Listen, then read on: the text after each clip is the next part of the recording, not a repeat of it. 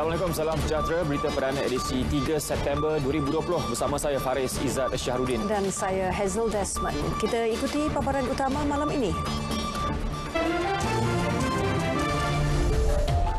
Malaysia sekat kemasukan warga asing dari negara yang memiliki 150,000 kes positif COVID-19.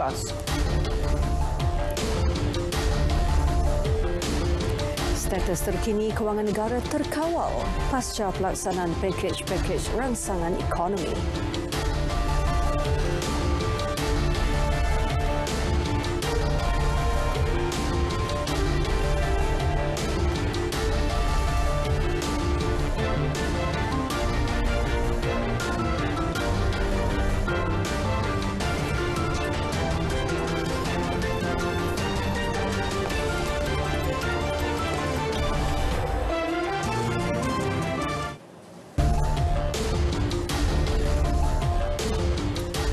Kerajaan menyekat kemasukan warga asing dari negara yang merekodkan lebih 150,000 kes positif COVID-19 semulai Isnin ini iaitu 7 September 2020. Menurut Menteri Kanan Keselamatan Datuk Seri Ismail Sabri Yaakob, negara yang dianggap berisiko tinggi antaranya Amerika Syarikat, Brazil, Perancis, Spanyol, Arab Saudi, Rusia, Bangladesh dan Itali. Kebenaran masuk warga asing dari negara terlibat akan melihat kepada kes kecemasan yang dibolehkan dengan membuat permohonan kepada Jabatan Imigresen Malaysia. Daripada Amerika misalnya, sekarang ni saya difahamkan dah 6 juta.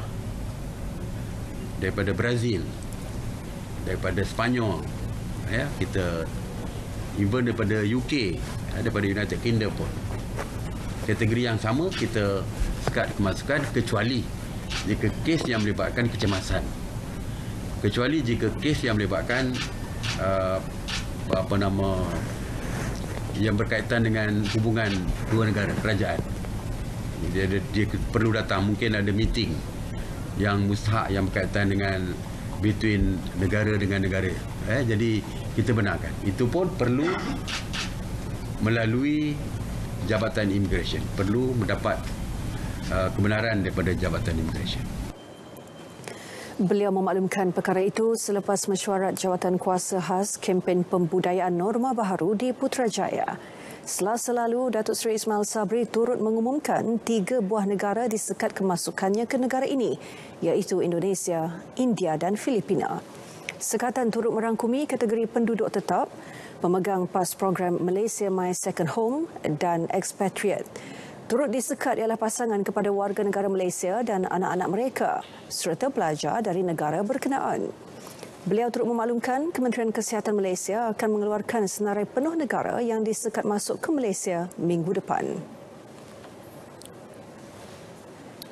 Malaysia tidak akan terburu-buru dalam pembelian vaksin COVID-19 bagi memastikan vaksin berkenaan benar-benar berkesan dan selamat digunakan. Menurut Menteri Kesihatan Datuk Seri Dr. Adham Baba, kerajaan masih menunggu negara pengeluar vaksin menjalankan ujian klinikal melibatkan 3 fasa dan fasa terakhir adalah ujian ke atas manusia. Kita menunggu beberapa negara yang membuat clinical trial seperti mereka yang dikeluarkan vaksin di China, dia buat di UAE dengan Brazil dan Rusia sebenarnya belum sampai peringkat belum pun sampai peringkat clinical ketiga ya. Jadi kita akan purchase kerana dia pertama kena melalui fasa ketiga klinikal, kedua keyakinan kita terhadap keselamatan vaksin itu sendirilah ya. Kita tak terburu untuk melaksanakan membeli vaksin. Jelasnya, kerajaan belum membeli sebarang jenis vaksin dan masih menggunakan diplomasi sains serta sentiasa berhubung dengan pihak pengeluar vaksin dan negara-negara yang sedang membangunkannya. Beliau ditemui selepas melancarkan sambutan Hari Keselamatan Makanan Sedunia 2020 di Putrajaya.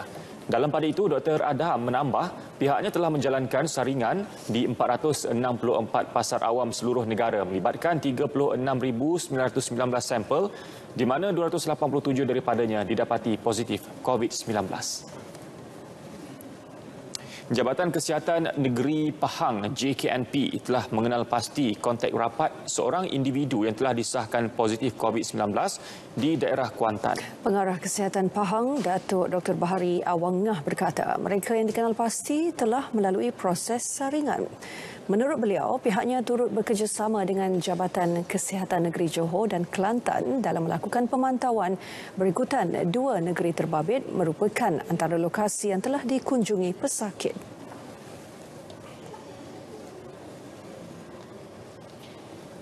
Dia daripada negeri Pahang sampai Johor sampai Kelantan. Tiga negeri. Di negeri lain pun kita maklumkan Jabatan Kesihatan negeri masing-masing untuk buat pemantauan. Beliau berkata demikian ketika diminta mengulas satu kes positif di Kuantan yang dikesan semalam. Dalam satu kenyataan media semalam, Ketua Pengarah Kesihatan Tan Sri Dr. Nur Hisham Abdullah berkata, satu kes COVID-19 dikesan di Kuantan membabitkan saringan di tempat kerja. Pesakit tidak menunjukkan sebarang gejala dan dia telah dimasukkan ke Hospital Tengku Ampuan Afzan untuk rawatan lanjut. Perkembangan terkini COVID-19, 14 kes baru direkodkan sehingga tengah hari ini dengan 10 daripadanya melibatkan penularan tempatan. Ini menjadikan jumlah kes positif 9,374 kes, manakala jumlah kes aktif dengan kebolehjangkitan 163 kes. Menurut Ketua Pengarah Kesihatan Tan Sri Dr. Nur Hisham Abdullah, daripada 10 kes penularan tempatan, 6 kes melibatkan rakyat Malaysia dan 4 lagi bukan warga negara. Sebanyak 4 kes di Kedah iaitu 3 daripada kluster Tawah dan 1 daripada kluster Telaga serta 2 di Sabah membabitkan kluster Benteng Lahad Datu. 4 lagi kes melibatkan bukan warga negara di Sabah daripada kluster Benteng Lahad Datu. Bagi 4 kes import pula, ia melibatkan 3 dari Singapura dan 1 dari Filipina. Sementara itu, terdapat 4 kes pulih hari ini menjadikan jumlah kumulatif pulih sepenuhnya adalah 9,083 kes atau 96.9% daripada jumlah keseluruhan kes. Tiada kematian dilaporkan dan jumlahnya kekal 128 kes. Sehingga hari ini hanya 4 kes dirawat di unit rawatan rapi dengan 3 daripadanya memerlukan alat bantuan pernafasan. Sementara itu, terdapat pertambahan 7 kes dalam kluster Benteng Lahad Datu. 6 daripadanya dilaporkan hari ini menjadikan jumlahnya 14 kes. Ya, satu lagi dilaporkan pada 1 September melibatkan seorang banduan di penjara Tawau, Sabah yang mempunyai sejarah masuk ke ibu pejabat polis daerah IPD Lahad Datu bagi sebutan kes. 6 kes baharu yang dilaporkan hari ini juga dikesan di penjara Tawau. 6 daripadanya turut mempunyai sejarah ke IPD Lahad Datu serta mempunyai kontak rapat dengan kes indeks. Bagi kluster Telaga di Kedah, 1 kes baharu dilaporkan menjadikan jumlahnya 7 kes. Sementara itu, 3 kes baharu dilaporkan bagi kluster Tawar di Kedah dengan 2 kes dikesan dari kawasan PKPD secara pentadbiran. Ini menjadikan jumlah kes positif dalam kluster ini sebanyak 78 kes. Keseluruhan 18,164 orang telah disaring di 3 negeri. Di Kedah, 12,903 orang telah disaring di 3 zon yang terbabit iaitu zon Kenanga, zon Mawar dan zon Melur di Aman Jaya. Setakat ini, 3 kes positif dilaporkan, manakala 12,867 dilaporkan negatif dan 33 orang masih menunggu keputusan ujian. Dalam pada itu, 2 kes baharu dilaporkan bagi kluster bunga di Negeri Sembilan, menjadikan jumlah kes positif 6. Sehingga kini 55 orang telah disaring, 44 negatif, manakala 5 lagi masih menunggu keputusan ujian. Dan berikut status terkini COVID-19 dalam negara. Diikuti data kes positif harian mengikut negeri-negeri.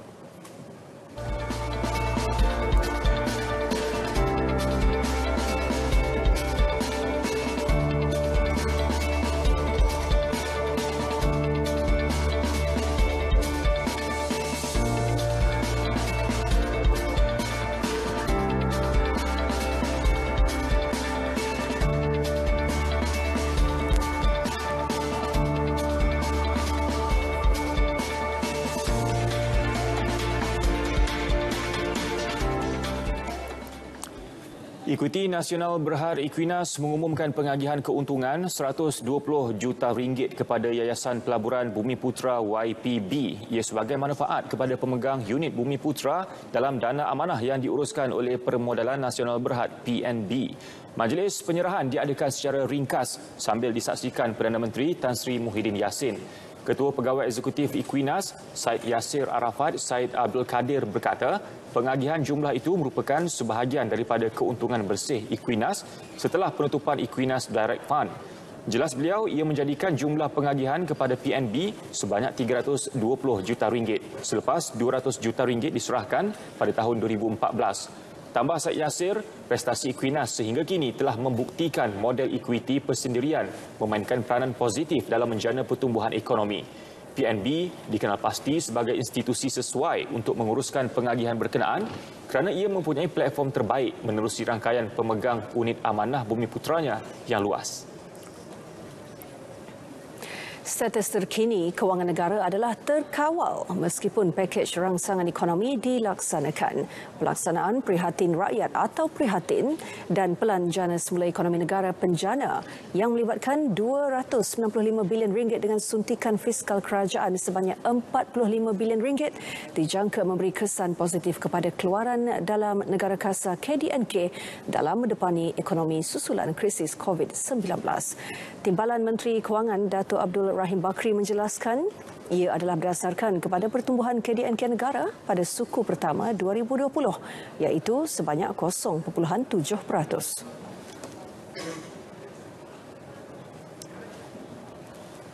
Manakala pada suku kedua KDNK negara telah menguncup sebanyak negatif 17.1% kesan pelaksanaan Perintah Kawalan Pergerakan atau PKP.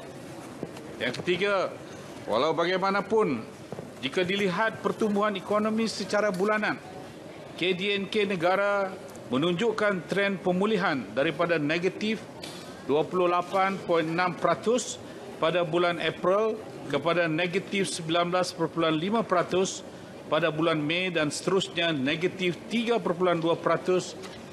pada bulan Jun. Beliau menjawab pertanyaan Senator Ismail Yusof yang ingin tahu status kewangan negara. Mengulas lanjut, Bank Negara Malaysia meramal dan mengunjurkan KDNK negara akan menguncup antara negatif 5.5% hingga negatif 3.5% bagi tahun ini. Bekas Ketua Pegawai Eksekutif 1MDB, Datuk Syarul Azral Ibrahim Helmi, akhirnya selesai memberi keterangan dalam perbicaraan kes rasuah.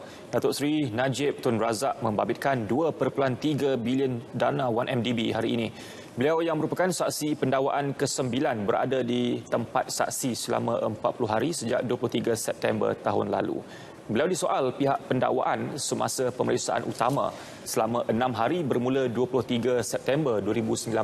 Kemudian berdepan soalan pasukan pembelaan yang bermula 7 Oktober sehingga hari ini serta pemeriksaan semula oleh pihak pendakwaan hari ini. Semasa Hakim Mahkamah Tinggi Colin Lawrence Kerah memaklumkan bahawa saksi berkenaan dilepaskan, Peguam Wan Aizuddin Wan Muhammad memberitahu mahkamah pihak pembelaan berhasrat memanggil semula Syarul Azral susulan dokumen baharu yang dikemukakan kepada saksi dan isu-isu lain yang timbul ketika beliau disoal semula timbalan pendakwa raya.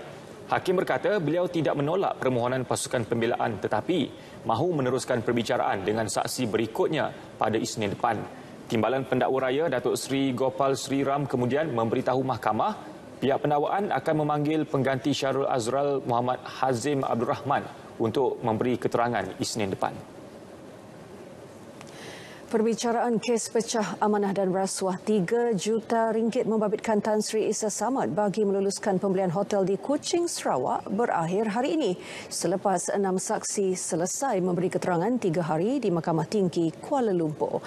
Keseluruhannya 22 saksi dipanggil pihak pendakwaan pada perbicaraan yang mengambil masa 15 hari.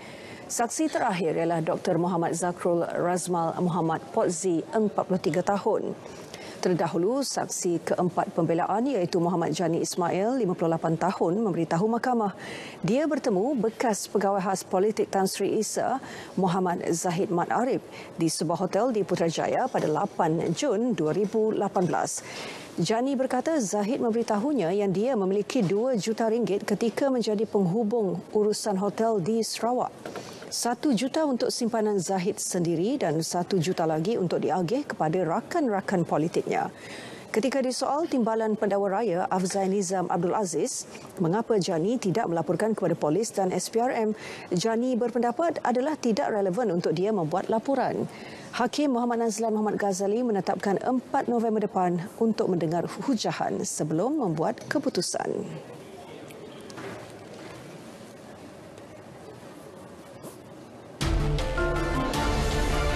Polis Perlis tumpaskan sindiket pengedaran dadah terbesar tahun ini. Laporannya seketika nanti.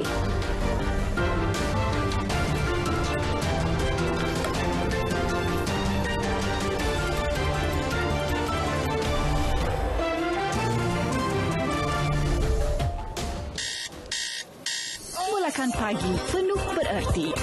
Lengkapi diri dengan informasi. Penuhi hari dengan sajian berita daripada kami.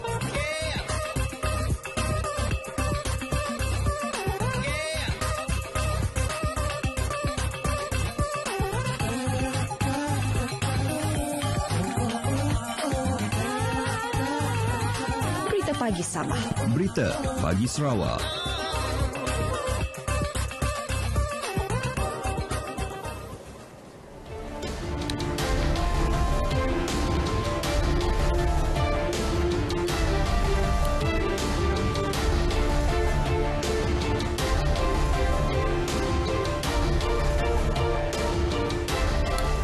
Kadar penduduk yang melengkapkan banci penduduk dan perumahan Malaysia 2020 secara dalam talian atau e-Census masih lagi rendah iaitu sekitar 1 juta orang. Ketua Perangkawan Malaysia Datuk Seri Dr. Muhammad Uzair Mahidin berkata biarpun sudah mencapai 500,000 pendaftaran untuk isi rumah, namun hanya sebahagian sahaja yang melengkapkan maklumat bancian. Beliau agak kecewa meskipun dengan kadar literasi teknologi maklumat dan kemudahan yang baik, kebanyakan bandar utama seperti Putrajaya, Kuala Lumpur, Pulau Pinang dan Johor Bahru masih mencatat respons bancian kurang memberansangkan. Kita perlu melihat bahawa kejayaan e-Census ini menjadi satu indikator penting untuk negara kita dari segi embracing, dari segi mengadaptasi teknologi. Jadi kita yakin kita tak naklah sebuah negara yang kita nyatakan berdaya maju dari segi teknologi internetnya, kemudahannya dah mencecah lebih daripada 90%, tetapi bila dilaksanakan e-Census persentasenya rendah.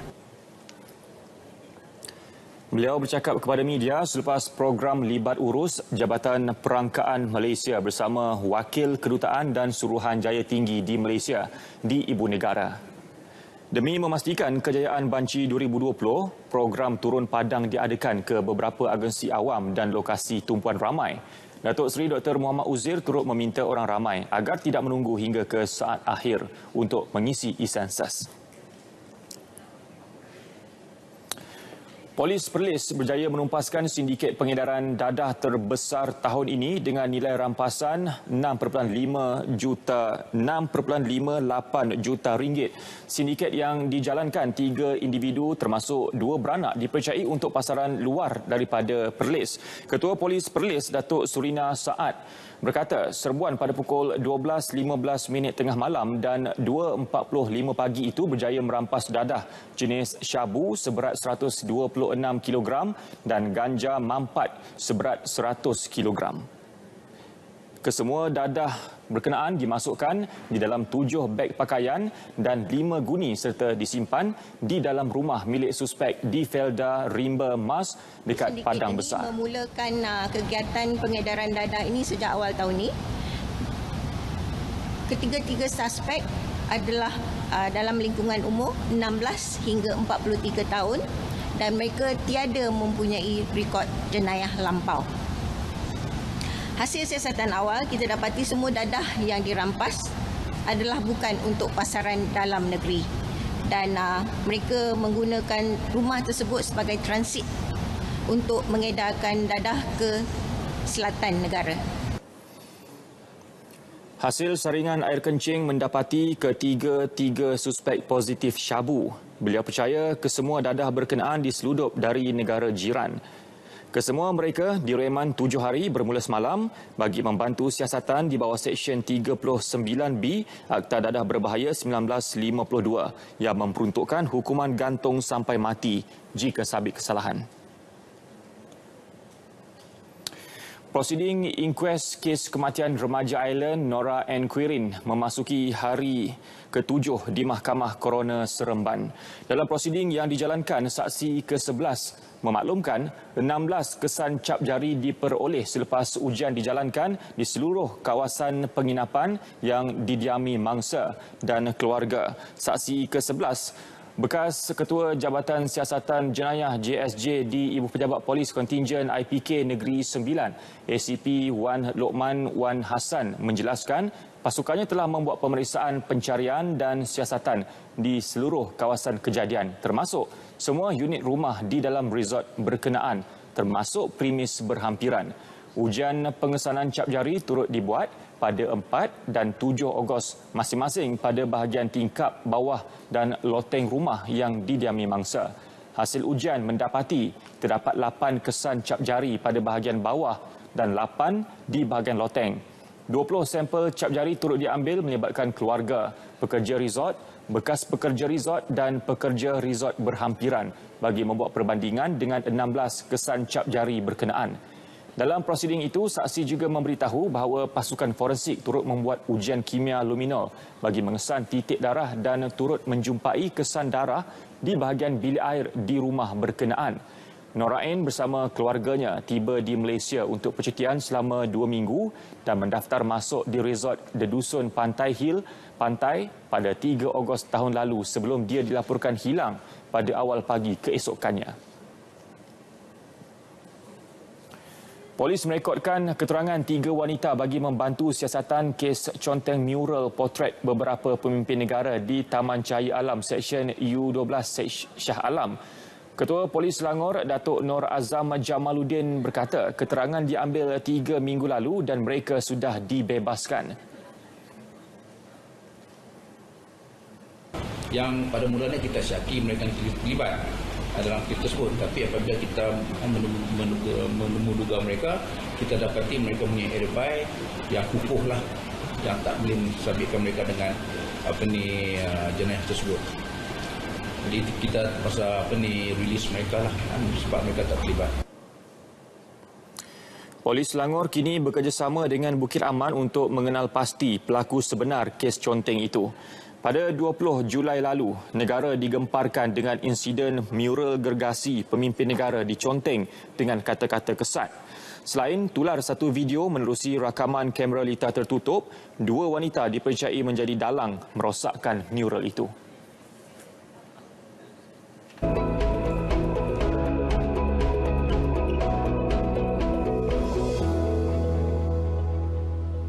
Assalamualaikum dan selamat malam kepada semua penonton bersama Map Malaysia untuk perkembangan cuaca pada malam ini.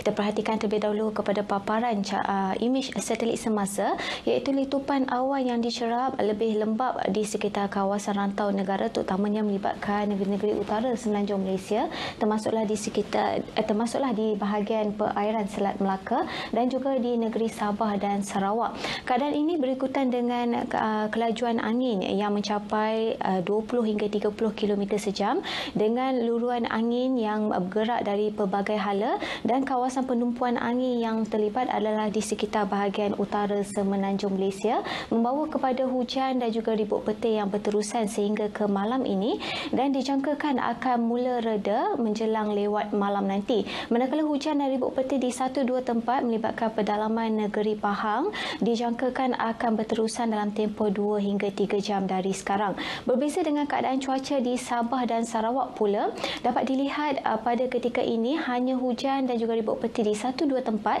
yang sedang berlaku di bahagian Kudat dan juga pantai barat Sabah, manakala ribut peti secara keseluruhannya lebih tertumpu di bahagian pedalaman dan juga di bahagian utara dan juga barat negeri Sarawak.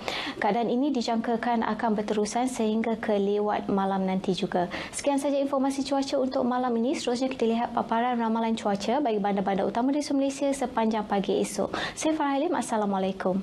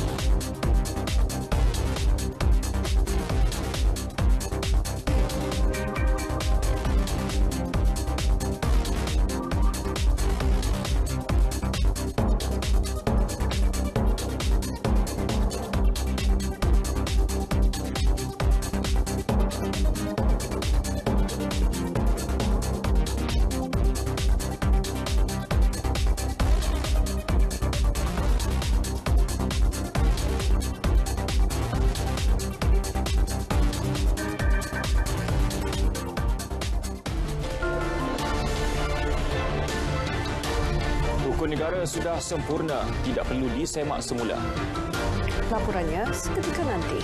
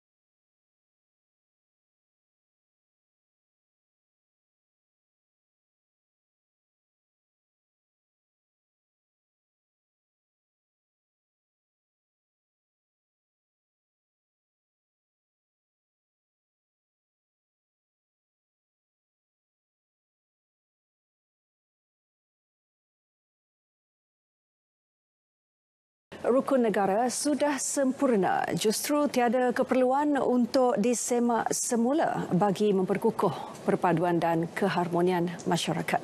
Sebaliknya, Timbalan Menteri Perpaduan Negara Datuk Seri T. Lian Ke menegaskan pada sidang Dewan Negara, pemahaman rakyat terhadap kepentingan 5 prinsip itu perlu dipertingkat. Sebenarnya telah sempurna, cuma kita perlu memperkasakan ataupun menaikkan kesedaran dari segi pendidikan dan sebagainya. Dari segi pendidikan rukun negara, kerajaan telah pun menubuhkan jawatan kuasa dan kerja untuk bekerjasama dengan 3 kementerian lain, iaitu Kementerian Komunikasi, Kementerian Pendidikan Tinggi dan Kementerian Pendidikan Dan dari segi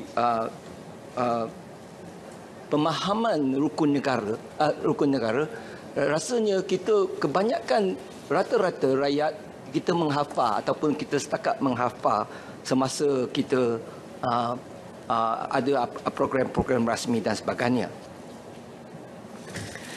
Penjelasan itu menjawab pertanyaan Senator Datuk Husin Awang sama ada kerajaan sedia memberi wajah baharu kepada rukun negara. Tren kebergantungan kepada perkhidmatan internet meningkat mendadak sejak penularan COVID-19. Menyedari situasi itu, Timbalan Menteri Komunikasi dan Multimedia Datuk Zahidi Zainul Abidin berkata, usaha pembangunan infrastruktur komunikasi negara terus dipergiat. Ia menerusi penyediaan liputan jalur lebar talian tetap dan mudah alih dengan menggunakan pelbagai teknologi. Antara yang dilaksana pihak kementerian untuk tujuan berkenaan adalah membina 280 menara komunikasi baharu bagi penyediaan perkhidmatan jalur lebar mudah alih 4G. Ia dijangka beroperasi sepenuhnya secara berperingkat bermula suku pertama 2021.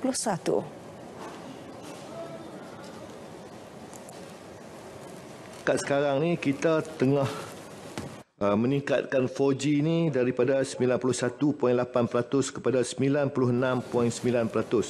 Jadi lebih kurang 3% lebih lagi mestilah ada kawasan-kawasan yang tak dapat liputan. Iaitu lebih kurang 3.1% kawasan. Walau mana 3%. Jadi walau mana pun kita lihat di antara kawasan-kawasan di seluruh negara ni terdapat kawasan blind spot. Di mana kawasan tersebut kadang-kadang walaupun di bandar. Contoh di area Damansara Empire, banyak komplain yang kita terima yang tidak ada liputan. Jadi kekuatan dia, mana line dan sebagainya, ataupun kawasan-kawasan yang setengah kawasan tu bila ada banyak penggunaan, kawasan tu kita perlu tingkatkan. Bagi menyelesaikan isu berkenaan, Kementerian telah melaksana kerja naik taraf 11 alat pemancar komunikasi di Menara Komunikasi Sedia Ada kepada perkhidmatan jalur lebar mudah alih 4G.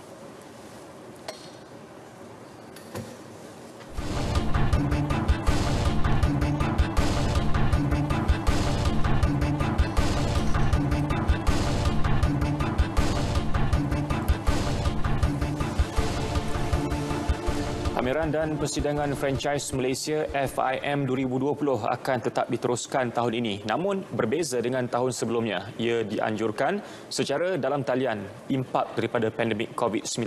Pameran Anjuran Persatuan Franchise Malaysia MFA akan berlangsung dari 15 Oktober hingga 21 Oktober itu, menghimpunkan 300 jenama franchise dari dalam dan luar negara. Ikuti perkongsian disediakan wartawan Jalberto Robert. Tahun lepas, FIM merekodkan nilai transaksi jualan bernilai RM452 juta. Bagi jualan sektor franchise secara keseluruhan, jumlahnya mencecah RM13 bilion pada tahun 2019, peningkatan lebih 18% berbanding RM11 bilion tahun sebelumnya. Malah jumlah jenama franchise yang berdaftar juga meningkat kepada 646 setakat ini bagi tahun 2020 berbanding hanya 292 pendaftaran pada 2019.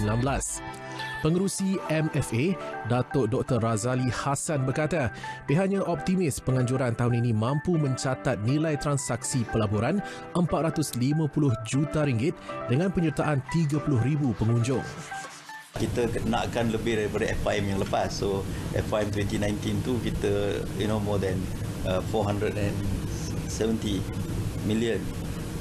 Kita jangka, tapi memandangkan ni adalah first timer kita dalam virtual exhibition ni, sama ada kita boleh dapat seimbang ataupun close to at least 400 million tu, insya-Allah saya could be an opportunity. FIM 2020 turut mendapat sokongan daripada Kementerian Perdagangan Dalam Negeri dan Hal Ehwal Pengguna KPDN HEP. Menurut timbalan Ketua Setiausahanya Dr. Alauddin Sidal, pihaknya menyediakan bantuan berbentuk pengecualian cukai, memudah cara proses pendaftaran, pembangunan kapasiti dan latihan untuk mengalakkan lebih ramai usahawan menceburi industri franchise. Salah satu daripada fokusnya adalah bagi mewujudkan pakej franchise mini ataupun franchise rakyat lah, franchise yang tidak mempunyai modal berbayar yang tinggi ya. Jadi yang itu akan membolehkan golongan ini dapat melibatkan diri dengan lebih dengan lebih mudah. Terkini, lebih 60% ruang pameran secara dalam talian telah diisi oleh franchisor tempatan dan antarabangsa. Antara negara yang telah mengesahkan penyertaan dalam pameran secara maya ini termasuk Amerika Syarikat, Australia, Belanda, Indonesia, Singapura dan Taiwan. Meski berdepan cabaran pandemik COVID-19, industri franchise terus bangkit dan kekal berdaya saing. Penganjuran pameran dan persidangan franchise antarabangsa Malaysia yang berlangsung secara maya tahun ini akan menjadi medan pertemuan lebih 300 jenama franchise tempatan dan antarabangsa, sekaligus menjadi platform terbaik untuk franchisor maupun franchisee meneroka potensi pelaburan yang lebih besar. Jalberto Robert, Berita RTM.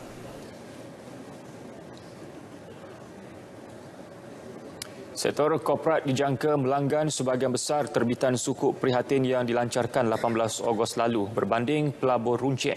Pensyarakanan Sekolah Perniagaan dan Ekonomi Universiti Dr. Fakhruddin Kamarudin berkata, selain mempunyai ciri aset berisiko rendah, instrumen kewangan Islam itu juga memberi pengecualian cukai ke atas keuntungan pelabur.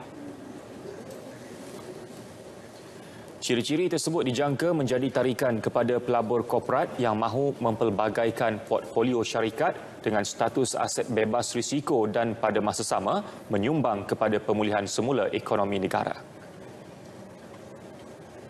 Jadi di sini saya dapat lihat ini akan menjadi satu tarikan ataupun satu tumpuan besar kepada badan-badan korporat daripada mereka inilah yang akan melabur dan membeli sukuk prihatin ini kerana ini adalah masa yang terbaik untuk mereka menjalankan tanggungjawab sosial mereka ataupun corporate social responsibility kepada negara Malaysia.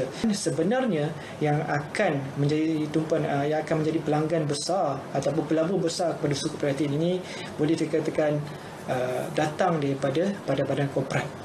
Kerana mereka ini akan membeli ataupun melabur sukuk ini pada volume yang lebih besar. Tambah beliau, sukuk prihatin turut memberi peluang dan pendedahan kepada pelabur runcit baharu, terutama golongan belia mengenai instrumen pelaburan berisiko rendah. Bermula dengan pelaburan minimum RM500, individu berumur 18 tahun layak untuk melanggan sukuk berkenaan yang diterbitkan dalam mata wang tempatan.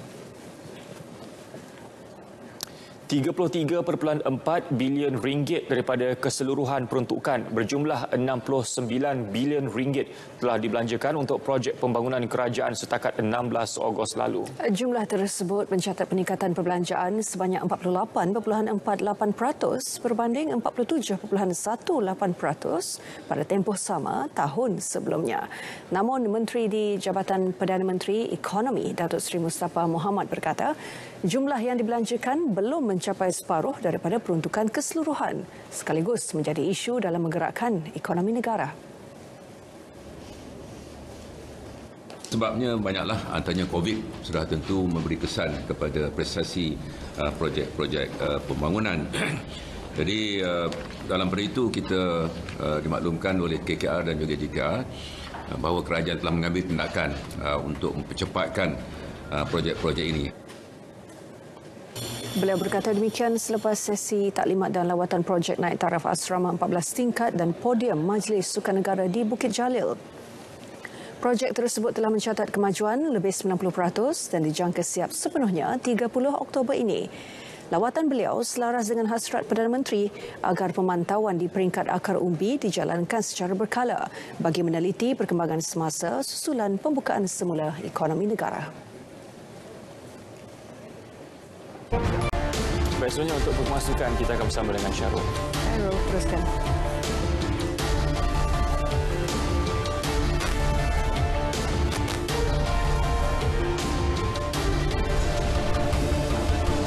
Syaidatul Afifah bersara dari skuad bowling kebangsaan.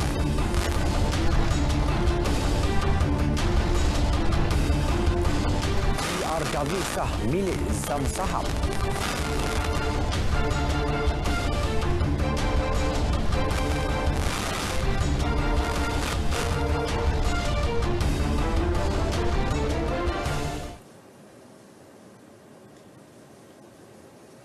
Assalamualaikum dan salam sejahtera. Selepas 11 tahun berbakti bersama skuad bowling kebangsaan, Syaidatul Afifah Badrul Hamidi hari ini umum bersara. Menyifatkan bersaraannya adalah keputusan yang berat, namun demi masa depan dan karier yang lebih terjamin, Afifah akur untuk berhad dari sukan yang menjadi karang kakinya sejak berusia 9 tahun.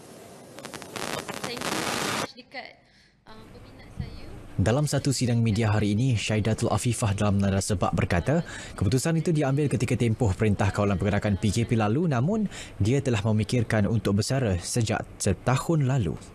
Semasa MCO, saya 3 bulan duduk di rumah. Saya berfikir tentang masa depan, tentunya dengan mak dan ayah saya. Sebab mak dan ayah saya yang membawa saya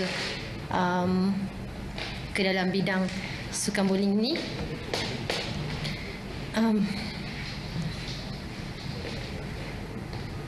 11 tahun saya bersama dengan pasukan negara.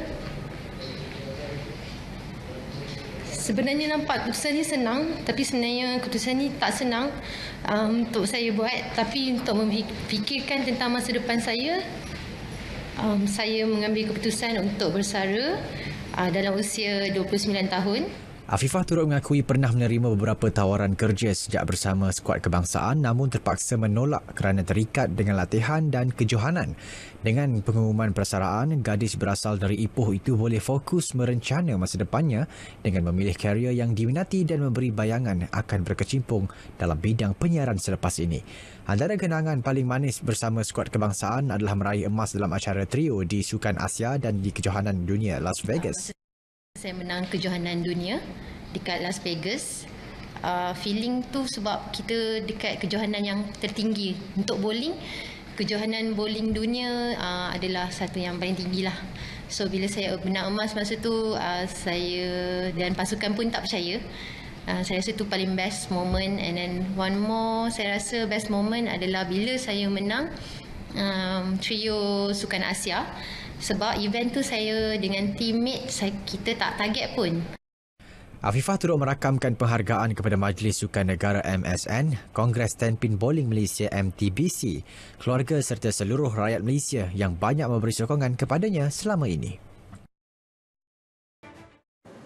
Usahawan terkenal Norizam Tukiman sah mengambil alih pasukan Kelantan selepas memiliki 100% pegangan saham anak syarikat Persatuan Bola Sepak Kelantan KAFA, The Red Team Warriors Sendirian Berhad. Urusan pengambil alihan itu berjaya dimeterai dalam Majlis Perswastaan Kelab Bola Sepak TRW Kelantan FC di sebuah hotel di Kota Baru. Norizam atau Zam Saham dalam sidang medianya berjanji akan segera menyelesaikan masalah tunggakan gaji pemain dan pengurusan selain memberi fokus terhadap isu berkaitan pelesenan pasukan dalam mengharungi saingan Liga Malaysia. Jelas usahawan berusia 39 tahun itu, beliau telah mengeluarkan dana permulaan sebanyak RM3 juta secara tunai dan RM3.8 juta lagi menjelang hujung tahun ini sebagai langkah awal untuk mengeluarkan pasukan daripada kemelut kewangan. Daripada kajian saya, sebelum saya buat tindakan ini bukanlah tindakan terburu-buru, saya dah kaji dah. Jadi daripada segi fanbase, dia adalah nombor satu. Jadi maksud saya melihat fanbase itu satu benda yang kita kena fokus. Kita tak boleh hampakan peminat dan penyokong sebab ini adalah sukan negeri. Maksudnya fanbase yang besar ni dia perlukan pasukan yang stabil, pengurusan yang lebih privatisasi, satu benda yang baik saya nampak. Jadi untuk tempoh 5 tahun, 10 tahun saya rasa insya-Allah bukanlah satu benda yang mustahil untuk pasukan Kelantan ini boleh disegani semula. Tambah Norizam, selain menyelesaikan isu gaji dan lesen, beliau juga menyasarkan untuk menjadikan pasukan Kelantan bernilai RM500 juta hingga RM1 bilion serta berstatus tawaran awam permulaan IPO dalam tempoh 10 tahun. Pada masa sama, Norizam turut meletakkan sasaran awal kepada pengurusan pasukan untuk baki saingan Liga musim ini. Berlangsung serentak penyerahan bayaran gaji pemain dan pengurusan pasukan berjumlah RM370,000. Sementara itu, pasukan bola sepak Perlis atau lebih dikenali sebagai julukan Singa Utara perlu ditadbir oleh pemimpin negeri andainya tokoh korporat atau individu yang mengambil alih pasukan gagal menguruskannya dengan baik. Ini berikutan berbagai kemelut dihadapi pasukan berkenaan, terutamanya melibatkan pengurusan persatuan dan isu tunggakan gaji yang menjadi punca utama pasukan digantung FAM dan FIFA. Menurut ahli Parlimen Arau yang juga mantan Presiden Persatuan Bola Sepak Perlis, Datuk Seri Dr. Syahidan Kasim, kegemilangan Singa Utara perlu dikembalikan setelah sekian lama menyepi dari saingan Liga Malaysia. Satu ketika dahulu Perlis adalah antara pencabar utama Liga Malaysia dan pernah menjulang Piala Malaysia pada 2004 dan 2006 serta juara Liga pada 2005. Kalau kena pihak swasta ada masalah, kerajaan negeri kena campur tangan lah dengan apa cara sekalipun. Kena hadir dan campur tangan. Ataupun kalau tidak pun mana-mana wakil rakyat kena campur tangan lah. Jangan kita hanya bercampur tangan bila menang kita pergi melompat-lompat, tapi nak menguruskan bola tu kita tinggal macam itu saja. Saya dah uruskan bola dan saya telah capai matlamat. Jadi sekarang orang lain lah kena ambil alih uruskan bola. Beliau menyatakan demikian ketika ditemui RTM pada sesi maklum balas rakyat berhubung draft Pelan Tindakan Perpaduan Negara PTPN 2021-2025 peringkat Parlimen Arau di Pauh. Pasukan bola sepak Perlis kini digantung penyertaan dalam Liga Malaysia oleh FAM selain turut digantung FIFA ekoran kes tunggakan gaji. Dalam hal itu, logo baharu pasukan Melaka United yang menjadi isu hangat netizen sebelum ini masih boleh digunakan. Keyakinan itu disuarakan sendiri Presiden Persatuan Bola Sepak Melaka United Musa, Datuk Seri Sulaiman Mat Ali.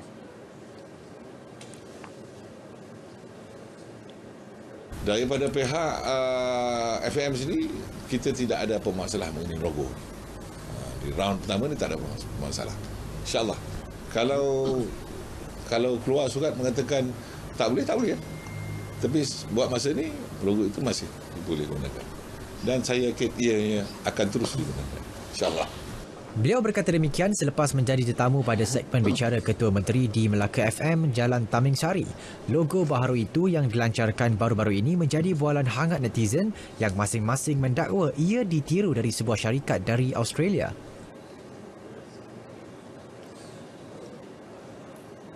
Sementara itu, Datuk Seri Sulaiman yakin Melaka mampu menjinakkan pasukan Terengganu dalam perlawanan esok di Stadium Hang Jebat. Saya yakin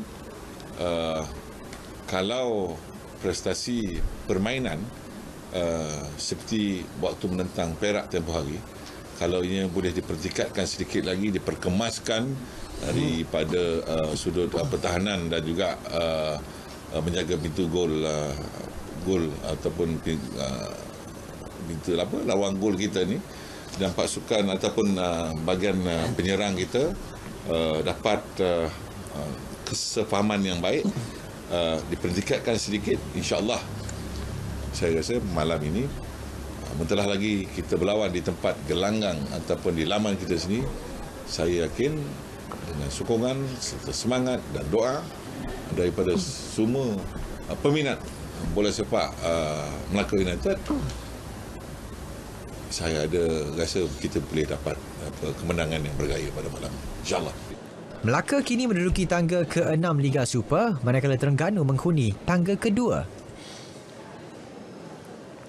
Persekutuan Renang Malaysia PRM menggesa Majlis Tertinggi Sukan Malaysia SUKMA melihat kembali polisi pemilihan atlet renang untuk mewakili negeri masing-masing. Setiausahanya Mei Chen berkata ketetapan yang digariskan oleh Majlis Tertinggi Sukan Malaysia nyata menyukarkan PRM dalam membuat pemilihan atlet.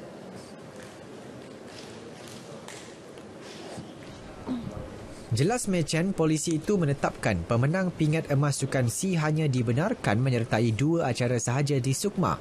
Ia sekaligus menutup ruang bagi atlet renang untuk bersaing dalam lebih banyak acara. It's something that we have to weigh to enable the sports to actually go further. You want them, we want the best to represent the country. But again, the states want the best to represent their states. And we are stuck. On the national level, we are stuck.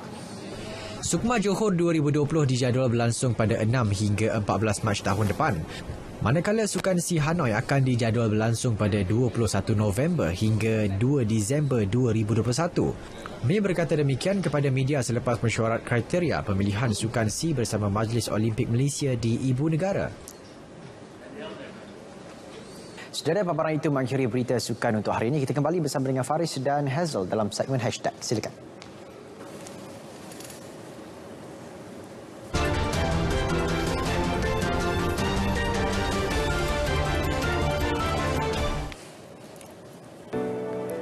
Tular satu video seekor kucing yang agak gempal cuba memasuki pagar melalui ruang jeriji besi. Bagaimanapun nasib tidak menyebelahi Oyen apabila perutnya tersangkut membuatkan ia teranjak ke hadapan hingga tersembam ke dinding. Kerana marah, Oyen terus menyergah pagar berkenaan. Tindakan seorang penguatkuasa Majlis Bandaraya Johor Bahru menerkam peragut dalam kejadian di Taman Mount Austin Selasa lalu dipuji warganet. Kejadian ragut itu berlaku pada 1 tengah hari ketika Syahzrin Hafiz sedang menjalankan tugas di tempat letak kereta berkupon. Rata-rata warganet memuji sifat berani dan tangkas beliau.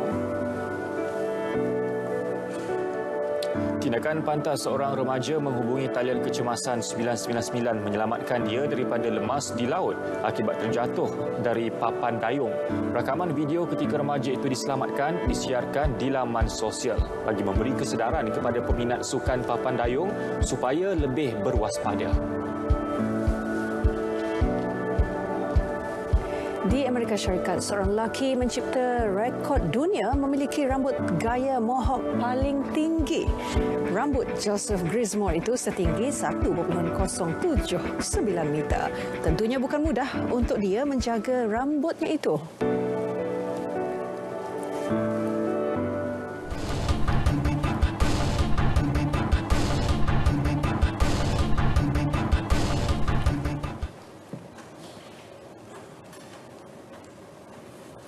Pelawak Kumin atau nama sebenar Kuzaimi Ismail menghembuskan nafas terakhir di rumahnya di Taman Lembah Maju Ampang tengah hari tadi. Berita sedih itu disahkan Setiausaha Agung Seniman Hafiz Hanafiah menerusi satu kenyataan.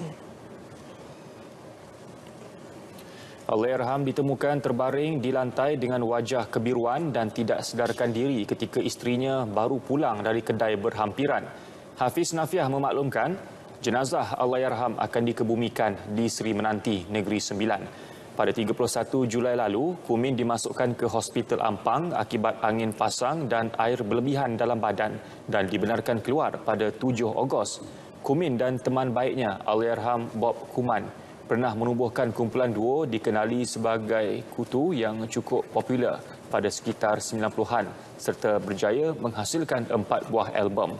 Semoga roh Allahyarham Kuzaimi Ismail dicucuri rahmat. Al-Fatihah.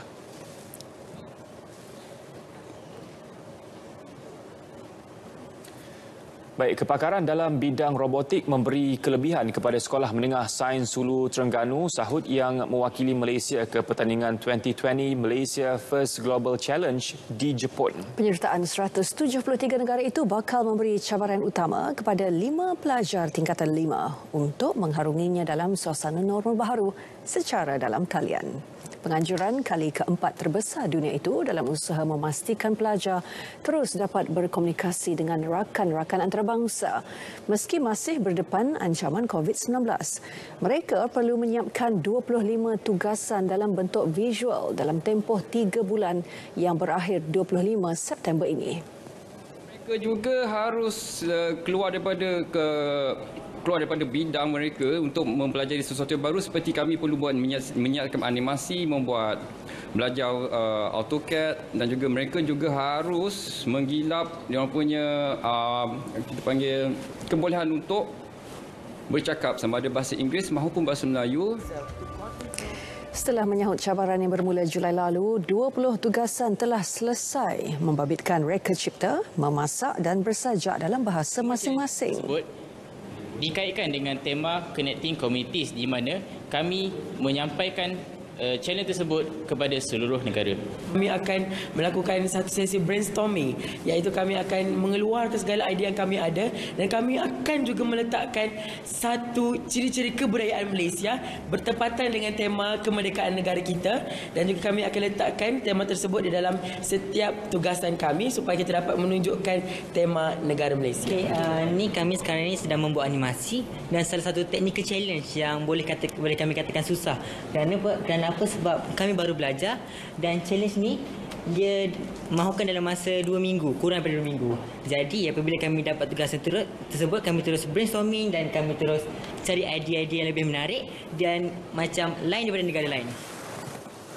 Robotic Learning selaku penganjur pertandingan tahun ini turut dibantu Sekolah Menengah Kebangsaan Tunku Besar Burhanuddin Kuala Pilah Negeri Sembilan dalam menjalin kerjasama mewakili negara. Pertandingan yang diwujudkan sejak 2017 itu diperkenal di Washington DC, Mexico City dan Dubai. Baik, berita perdana edisi Khamis 3 September 2020 berakhir di sini. Terima kasih kerana setia bersama kami. Kongsikan momen indah anda sebagai rakyat Malaysia di media sosial dengan menggunakan #MomenNegaraku. Dan kibarkan jalur gemilang tanda anda cintakan negara. Pada masa sama, teruskan patuh SOP PKPP untuk bendung penularan COVID-19. Dan itu, Assalamualaikum. Salam sejahtera.